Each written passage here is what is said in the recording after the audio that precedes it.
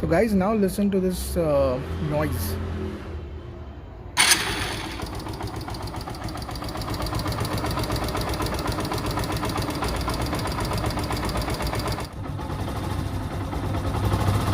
एकदम normal sound आ रहा है जैसे इंजन में आना चाहिए।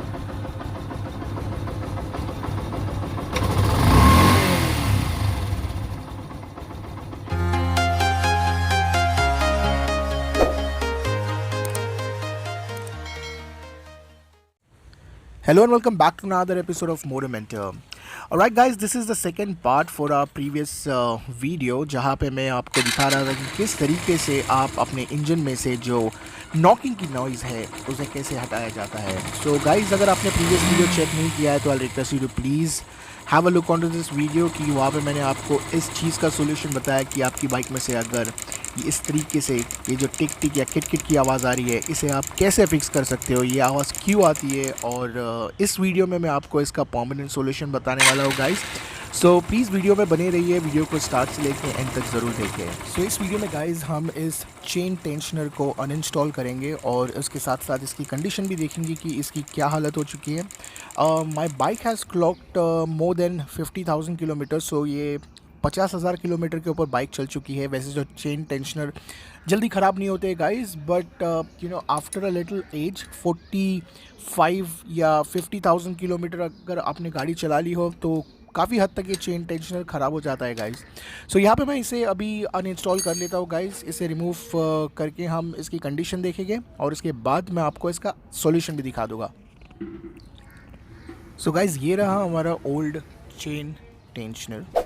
देखने पे आपको पता नहीं चलेगा कि ये चीज़ ख़राब है या नहीं, बट यहाँ पे मैं अभी आपको एक चीज़ दिखा देता हूँ जिससे कि मुझे भी लगता है कि ये चेन टेंशनर जो है वो ख़राब हो चुका है गाइस। सो आइडली ये जो इसका सामने का फ्रंट पोर्शन है जो आपके चेन गाइड को पुश करता है इंजन की तरफ, ये जो रॉड है ये थोड़ा लूज़ हो चुका है, और ये किस तरीके से लूज़ हुआ है मैं आपको बता देता हूँ अभी, और फिर बाद में एक कंपैरिजन वीडियो भी बता दूंगा आपको एक न्यू चेन टेंशनर और ओल्ड टेंशनर के बीच में।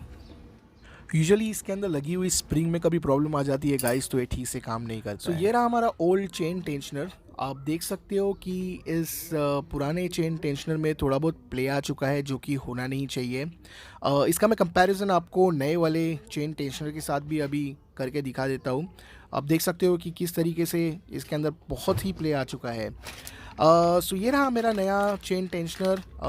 इसे मैं क्विकली अभी निकाल लेता हूँ इस पॉलीथीन से, और इसे भी चेक कर लेंगे हम गाइस कि इसके अंदर प्ले दिखता है या नहीं। First of all let's remove this lock जो कि हमें इंस्टॉलेशन के टाइम पे काम में आएगा। इस लॉक को हम निकाल लेते हैं अभी, और लॉक को निकालने के बाद हम इससे कंपेयर करेंगे पुराने वाले चेन टेंशनर के साथ। सो ये साइड बाय साइड रखा हुआ है गाइस। आप देख सकते हो कि ये पुराने वाले में थोड़ा बहुत प्ले दिख रहा है, और नए वाले में जो है वो ज़रा भी प्ले आपको देखने में नहीं मिलेगा। ये देखिए guys, there is no play at all. Okay, और देख के आप बता नहीं सकते हो कि दिखने में तो दोनों ही अच्छी कंडीशन में दिखते हैं, बट जब आप इसे इंस्पेक्ट करते हो प्रॉपरली ओके तभी आपको पता चलता है कि ये पुराना वाला जो है वो फॉल्टी है, and it's time now to change it to the new one. So इसका मैं अभी आपको इंस्टॉलेशन दिखा देता हूँ। जिस तरीके से हमने इसे रिमूव किया है उसी तरीके से हमें इंस्टॉल करना है, लेकिन उससे पहले मैं इसका लॉक इसके अंदर फिर से इंस्टॉल कर देता हूँ ताकि हमें इसे इंस्टॉल करने में आसानी हो।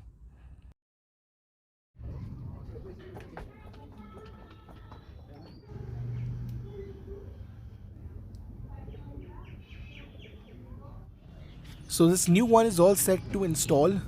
इसका मैं पुराना गैसकेट ही यूज़ कर रहा हूँ गाइस, तो आपको नए पैकिंग की ज़रूरत नहीं पड़ेगी। आप देख सकते हो कि ये काफ़ी अच्छी कंडीशन में। सो मैं इसे वैसे ही तरीके से लगाने वाला हूँ जिस तरीके से मैंने इसे अनइंस्टॉल किया था। सो ये 2 बोल्ट पे टिका होता है guys. Make sure that you properly Titan this bolt, और ये जब इंस्टॉल हो जाता है इसके बाद हम इसका जो ये लॉक है इसे सिर्फ लिसन टू द साउंड पीछे खींच लेंगे इस तरीके से। और जैसे कि आपने आवाज़ सुना, इसका जो चेन टेंशनर का आगे का रॉड है ये ज़ोर से आके पुश करता है चेन गाइड को, जिसकी वजह से चेन टाइट हो जाती है। सो काफ़ी सिंपल तरीका है इसे अनइंस्टॉल और इसे रीइंस्टॉल करने का। सो आखिरी में ये कैप जो है, इस कैप को हमें प्रॉपर्ली इसे लगा देना है, नहीं तो यहाँ से ऑयल बाहर आना चालू हो जाएगा। So just make sure that you properly get all this thing properly installed. तो जैसे कि आप सुन सकते हो, there is no tick tick noise, कोई भी इसके अंदर अभी नॉकिंग की आवाज़ नहीं आ रही है। मैं आपको प्रीवियस फुटेजेस कंपेयर करके एक बार फिर से दिखा देता हूँ।